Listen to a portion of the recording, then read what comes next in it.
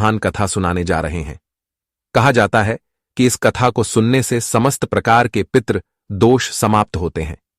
इस कथा का ध्यानपूर्वक श्रवण करने मात्र से ही मनुष्य के कोटि कोटि पाप नष्ट होते हैं और उसे अपार धन संपत्ति और सुख समृद्धि प्राप्त होती है। पितरों की कृपा से उसके सभी दुख दोष समाप्त होते हैं और सुखी जीवन प्राप्त होता है। यह महान कथा भगवान श्री कृष्ण ने गरुड़ जी को सुनाई है। आइए सुनते हैं इस कथा को। दोस्तों, एक समय की बात है, पक्षीराज गरुड़ अपने मन में जिज्ञासा लिए भगवान श्री कृष्ण के पास आते हैं और उन्हें प्रणाम करते हुए कहते हैं, हे प्रभु, पितृपक्ष में पितरों की पूजा करने से कौन सा फल मिलता है? पितृपक्ष के दौरान पितरों की शांति के लिए कौन से उपाय करने चाहिए? भगवान श्री कृष्ण कहते हैं, हे गरुड़, तुमने आज उत्तम प्रश्न किया है। तुम्हारे इस प्रश्न में समस्त मनुष्य जाति का कल्याण छिपा हुआ है। जो मनुष्य अपने पितरों को संतुष्ट करता है, उसके समस्त दोष और दुख समाप्त होते हैं। पितरों की पूजा करने से मनुष्य को अपने पूर्वजों का आशीर्वाद प्राप्त होता है।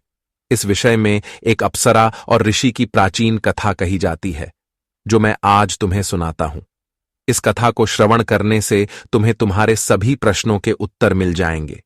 इसलिए हे गरुड़, तुम इस कथा को ध्यान से सुनो।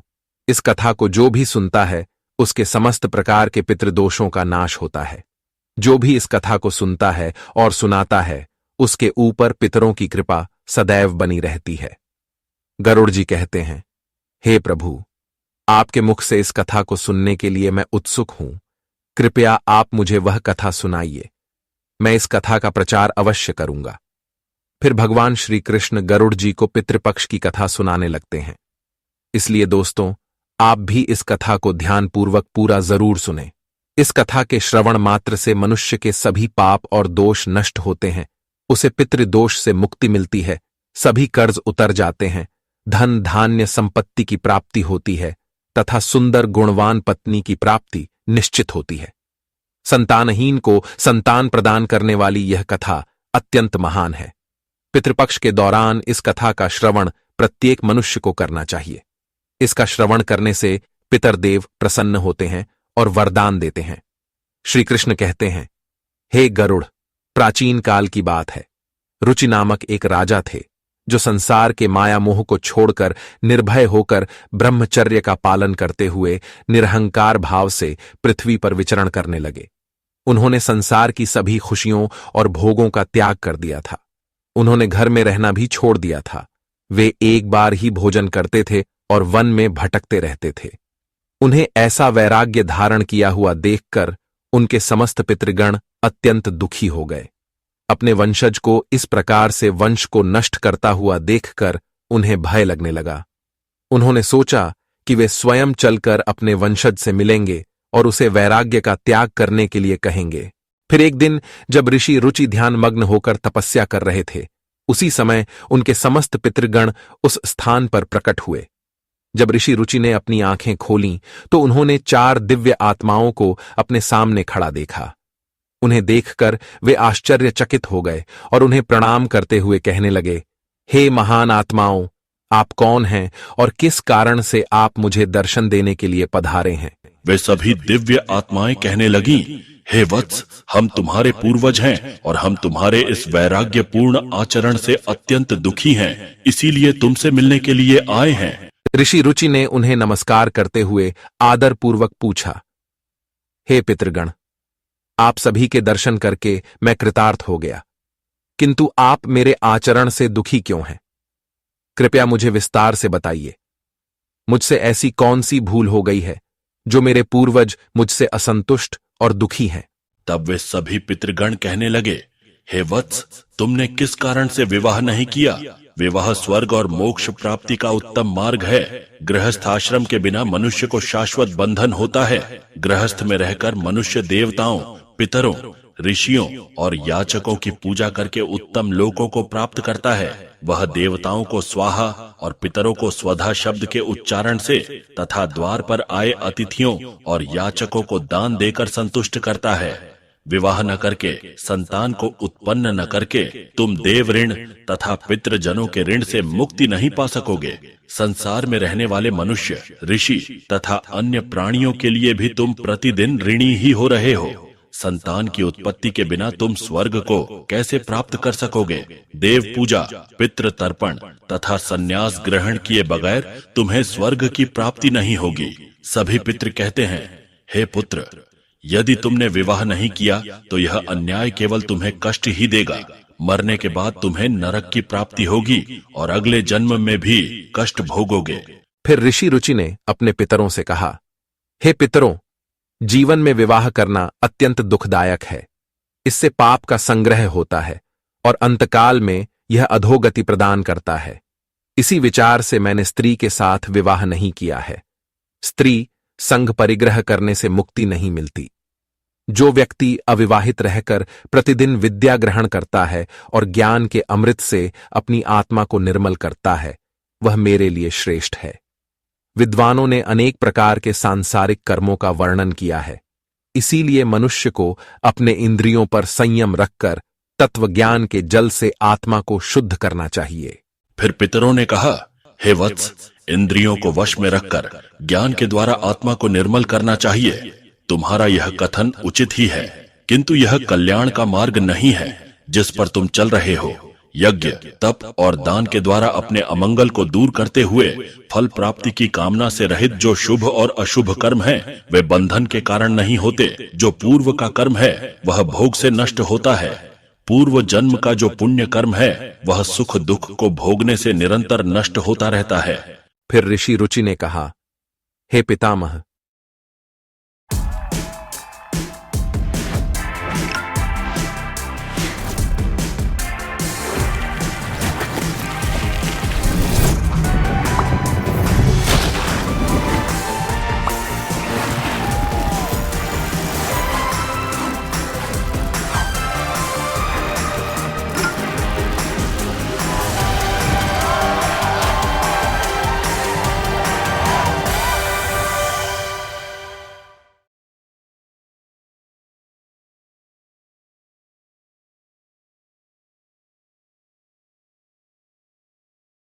रोहन सुनो, वी नीड टू टॉक। होकर है, उसके बाद बात करते हैं। कहीं रिया को बॉयज ट्रिप के बारे में तो नहीं पता चल गया? एक काम करता हूँ, इसके लिए ना शॉपिंग कर लेता हूँ, शायद मान जाए ट्रिप के लिए। रिया, ये सब मेरे लिए? हाँ, वो सब छोड़ो। हमने कहा था वी नीड टू टॉक।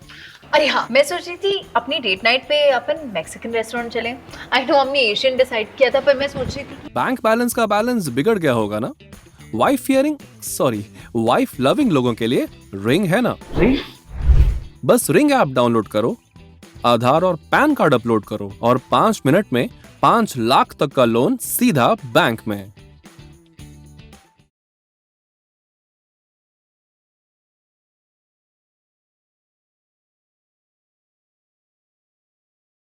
हे पितामह, वेदों में कर्म मार्ग के प्रतिपादन द्वारा अविद्या और माया की पुष्टि की गई है। इसीलिए आप मुझे विवाह करने के लिए क्यों प्रेरित कर रहे हैं? विवाह करके मेरा अनिष्ट ही हो जाएगा। पितरों ने कहा, हे वत्स, कर्म द्वारा जो कुछ भी किया जाता है वह अविद्या है। यह सत्य है, किंतु विद्या प्राप्त करना भी एक प्रकार का कर्म है। शास्त्रों में जो विहित कर्म हैं, सज्जन पुरुष उनका उल्लंघन नहीं करते, उन्हें उसी से मोक्ष की प्राप्ति होती है।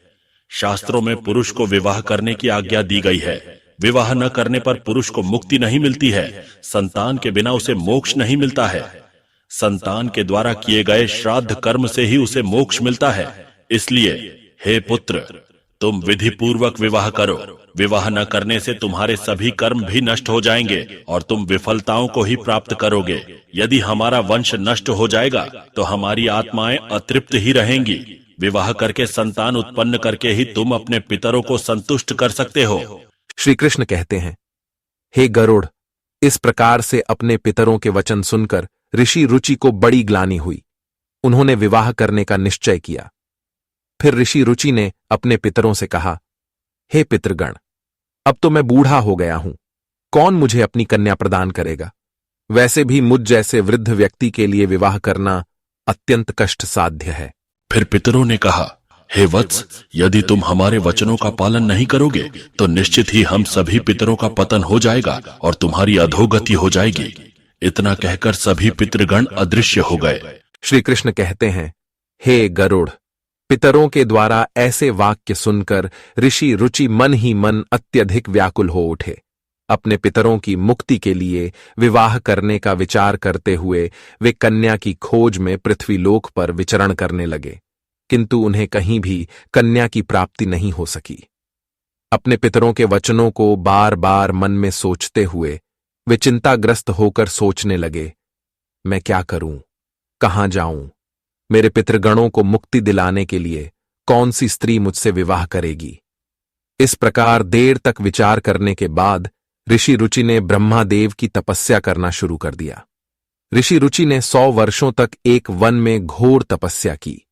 तत्पश्चात जगत पिता ब्रह्मा ने उन्हें दर्शन दिया और कहा, हे रुचि, मैं तुम्हारी तपस्या से प्रसन्न हूँ। तुम्हारी जो भी अभिलाषा है उसे प्रकट करो, मैं अवश्य पूर्ण करूंगा। तब ऋषि रुचि ने ब्रह्मदेव को प्रणाम किया और कहा, हे परमपिता, मेरे पितरों ने मुझे संतान उत्पन्न करने के लिए कहा है, किंतु इस समय मुझे विवाह के लिए कोई कन्या दिखाई नहीं पड़ रही है। इसीलिए कृपया आप मुझे कन्या प्रदान करें, जिससे विवाह करके मैं संतान प्राप्त कर सकूं। इस पर ब्रह्मदेव ने कहा, हे विप्र, तुम संसार के प्रजापति हो जाओगे। तुम्हारे द्वारा प्रजा की सृष्टि होगी। तुम्हारे पितरों ने उचित ही कहा है कि तुम्हें स्त्री से विवाह करना चाहिए। इस अभिलाषा को मन में रखते हुए तुम्हें पितरों की पूजा करनी चाहिए। वे प्रसन्न होकर तुम्हारी इस कामना को पूर्ण करेंगे और तुम्हें उत्तम स्त्री की प्राप्ति होगी। इस प्रकार कहकर ब्रह्मादेव अंतर्ध्यान हो गए। ब्रह्मा जी के वचन सुनकर ऋषि रुचि ने पुनः अपने पितरों को प्रसन्न करने का निश्चय किया। फिर ऋषि रुचि नदी के तट पर पहुंचे और एकांत में उन्होंने अपने पितरों का तर्पण करके उन्हें संतृप्त किया। तत्पश्चात एकाग्र चित्त होकर वे भक्तिपूर्वक अपने पितरों की स्तुति करने लगे। श्री कृष्ण कहते हैं, हे गरुड़, ऋषि रुचि ने अपने पितरों के लिए जो स्तुति की उसे प्रत्येक मनुष्य को ध्यान से सुनना चाहिए। यह स्तुति सब दुख और दोषों को नष्ट करने वाली है। जो केवल एक बार इस स्तुति को सुनता है उसके अनेक पाप नष्ट होते हैं और उसे पितरों का आशीर्वाद प्राप्त होता है। इसलिए तुम इस स्तुति को ध्यान से सुनो, तभी यह कथा सुनने का फल तुम्हें प्राप्त होगा। महात्मा रुचि इस प्रकार स्तुति करने लगे। जो अधिदेवता के रूप में विद्यमान रहते हैं और जो श्राद्ध के अवसर पर देवताओं से स्वधा द्वारा तृप्त किए जाते हैं, उन सभी पितृगणों को मैं नमस्कार करता हूं। स्वर्ग में अवस्थित महर्षिगण भुक्ति मुक्ति की कामना से मानसिक श्राद्ध द्वारा जिन्हें भक्तिपूर्वक तृप्त करते हैं, उन सभी पितरों को मैं प्रणाम करता हूं। अग्निश्वात, बर्हिषिद, आज्ञप और सोमप नामक पितृगण हैं। वे सभी इस श्राद्ध में मेरे द्वारा संतृप्त होकर तृप्ति को प्राप्त करें। अग्निश्वात पितृ मेरी पूर्व दिशा की रक्षा करें। बर्हिषद नामक पितृगण सर्वदा मेरी दक्षिण दिशा की रक्षा करें। आज्ञप पितृजन पश्चिम दिशा की तथा सोमप पितृगण उत्तर दिशा की रक्षा करें। ये समस्त पितृजन राक्षस, भूत, पिशाच और असुर गणों के कारण उत्पन्न दोषों से नित्य सब प्रकार से हमारी रक्षा करें। विश्व, विश्वभुक, आराध्य, धर्म, धान्य, शुभानन, भूतिद, भूतिकृत और भूति नामक जो पितरों के 9 गण हैं तथा कल्याण और कल्यद, कल्यकर्ता, कल्यत्राश्रय, कल्यता हेतु और अनघ नामक जो पितरों के 6 गण कहे गए हैं, और वर, वरेण्य, वरद, तुष्टिद, पुष्टिद, विश्वपात और धाता नाम से विख्यात ये 7 गण तथा पितृगणों के पाप विनाशक जो महान, महात्मा, महित, महिमावान और महाबल नाम से प्रसिद्ध ये 5 गण हैं, उन गणों के ही साथ सुखद, धनद, धर्मद और भूतिद नामक पितरों का एक अन्य गण चतुष्टय कहा गया है। इस प्रकार कुल मिलाकर उन पितरों के 31 गण हो जाते हैं जिनसे यह संपूर्ण जगत परिव्याप्त है। ये सभी पितृजन इस श्राद्ध में मेरे द्वारा प्रदत्त कव्याधि से संतुष्ट हों। इस प्रकार ऋषि रुचि द्वारा स्तुति करने पर पितर अत्यंत प्रसन्न हो गए और उसी समय एक दिव्य तेज उत्पन्न हुआ जो आकाशमंडल में चारों ओर व्याप्त हुआ। संपूर्ण विश्व को अपने तेज से आच्छादित करने वाली उस रोशनी को देखकर ऋषि रुचि अपने घुटने पर बैठकर फिर से पितरों की स्तुति करने लगे। रुचि की स्तुति सुनकर पितृगण अत्यंत प्रसन्न हुए और वे उनके सामने प्रकट हुए।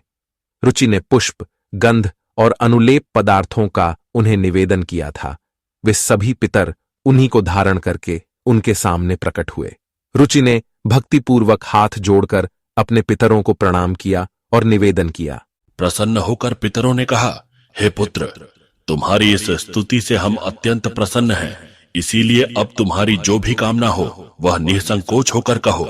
फिर नतमस्तक होकर रुचि ने पितरों से कहा, हे पितृदेव, ब्रह्मदेव ने सृष्टि की रक्षा करने के लिए मुझे प्रजापति बनाया है, इसीलिए मैं आपसे संतान उत्पन्न करने में समर्थ, गुणवान, चरित्रवान पत्नी की कामना करता हूं। फिर पितरों ने कहा, हे वत्स, इसी स्थान पर अभी इसी क्षण तुम्हें उत्तम मनोरमा पत्नी की प्राप्ति होगी और उसी से तुम्हें पुत्र होगा। हे रुचि, वह पुत्र बुद्धिमान और बलशाली होकर रौच्य नाम से तीनों लोकों में ख्याति प्राप्त करेगा। उसके भी अतिशय बलवान, महापराक्रमी, महात्मा और पृथ्वी का पालन करने वाले बहुत से पुत्र होंगे। इतना कहकर समस्त पितृगण ऋषि रुचि को आशीर्वाद देकर उस स्थान से अंतर्ध्यान हो गए। पितरों के अंतर्ध्यान होते ही पितरों की कृपा से उसी समय उस नदी के मध्य से ही रुचि के समीप प्रमलोचा नामक मन को प्रिय लगने वाली सुंदर श्रेष्ठ एक अप्सरा प्रकट हुई। उस श्रेष्ठ अप्सरा ने मधुर वाणी में महात्मा रुचि से कहा, हे तपस्वी श्रेष्ठ, वरुण के पुत्र महर्षि पुष्कर द्वारा मेरी एक अतिशय सुंदर कन्या उत्पन्न हुई है। मैं उस सुंदर रूप वाली मानिनी नामक कन्या को भार्या के रूप में आपको प्रदान करती हूँ। आप इससे विवाह करें। इस कन्या से आपको अतिशय बुद्धिमान मनु नाम का पुत्र होगा। फिर प्रजापति रुचि ने उस अप्सरा कन्या से विवाह किया। श्री कृष्ण कहते हैं, हे Garuda, Here's a look at my week on Facebook gaming. Monday morning, I play puzzle games. On Tuesday, I choose racing games. Friday evening, I use groups to see what my friends want to play. Play the games you want and share with friends on Facebook Gaming.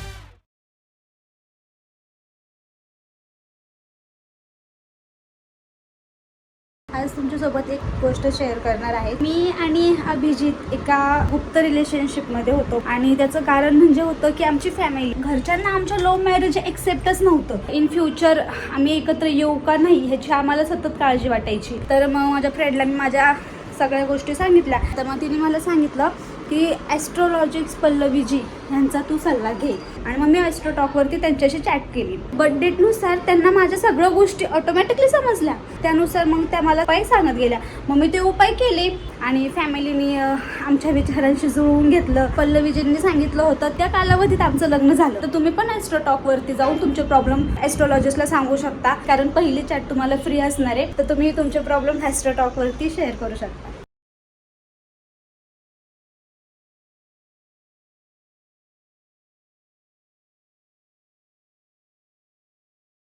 हे गरुड़, इस प्रकार से ऋषि रुचि ने अपने पितरों को प्रसन्न करके विवाह के लिए कन्या प्राप्त की और अपने वंश को आगे बढ़ाया। कथा के अंत में भगवान श्री कृष्ण ने गरुड़ जी को पितरों को प्रसन्न करने के अनेक उपाय विस्तार से बताए। ये उपाय मनुष्य के जीवन में पितृदोष को समाप्त करने और पितरों की कृपा प्राप्त करने के लिए अत्यंत आवश्यक माने जाते हैं। श्री कृष्ण ने गरुड़ जी से कहा कि पितरों को प्रसन्न करने के लिए कुछ विशेष अनुष्ठान, तर्पण और धार्मिक कार्यों का पालन करना आवश्यक होता है। आइए जानते हैं उन महत्वपूर्ण उपायों के बारे में। पितरों को प्रसन्न करने का सबसे पहला और मुख्य उपाय तर्पण है। तर्पण का अर्थ है जल अर्पण करना। पितृपक्ष के दौरान पवित्र जल को हाथ में लेकर पितरों का आह्वान करते हुए उन्हें जल अर्पण करना चाहिए। तर्पण में काले तिल, जल, दूध और कुशा का उपयोग किया जाता है। यह कार्य पवित्र मन और श्रद्धा से करना चाहिए, जिससे पितृगण तृप्त होकर प्रसन्न होते हैं। तर्पण करते समय एयुएम पितृभ्य स्वधा मंत्र का उच्चारण करना चाहिए, जिससे पितृ संतुष्ट होते हैं और आशीर्वाद प्रदान करते हैं। श्री कृष्ण कहते हैं, श्राद्ध कर्म पितरों की तृप्ति के लिए एक महत्वपूर्ण अनुष्ठान है। इसमें पितरों के निमित्त भोजन, फल और वस्त्र अर्पण किए जाते हैं। श्राद्ध कर्म करने वाले व्यक्ति को ब्राह्मणों को भोजन कराना चाहिए और उन्हें वस्त्र एवं दक्षिणा देकर आशीर्वाद लेना चाहिए। श्राद्ध के दिन विशेष रूप से सात्विक भोजन बनाना चाहिए, जिसमें खीर, पूड़ी, सब्जी और अन्य पौष्टिक एवं ताजे खाद्य पदार्थ शामिल हों। इस भोजन को पवित्रता के साथ पितरों के निमित्त अर्पण किया जाता है। तीसरा उपाय श्री कृष्ण ने बताया, गाय, ब्राह्मण और अन्य जीवों को भोजन। पितरों को प्रसन्न करने के लिए गाय, कुत्ते, कौवे और ब्राह्मणों को भोजन कराना अत्यंत शुभ माना जाता है। इन्हें भोजन अर्पण करने से पितृ तृप्त होते हैं और प्रसन्न होकर आशीर्वाद देते हैं। विशेष रूप से श्राद्ध के दिन गाय को हरी घास और रोटी खिलाना और कौवे को चावल व खीर खिलाना शुभ माना जाता है। इन कार्यों को करने से पितरों की कृपा प्राप्त होती है और पितृदोष से मुक्ति मिलती है। श्री कृष्ण कहते हैं, पीपल और तुलसी के वृक्ष की पूजा करना पितरों को प्रसन्न करने का महत्वपूर्ण उपाय है।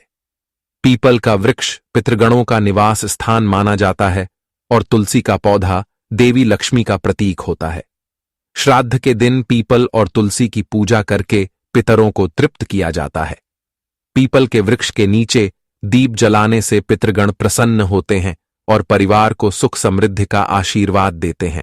भगवान श्री कृष्ण ने गरुड़ जी को बताया कि जो व्यक्ति पितृदोष से पीड़ित होता है उसे गया जी या अन्य पवित्र तीर्थ स्थलों पर जाकर पिंडदान करना चाहिए।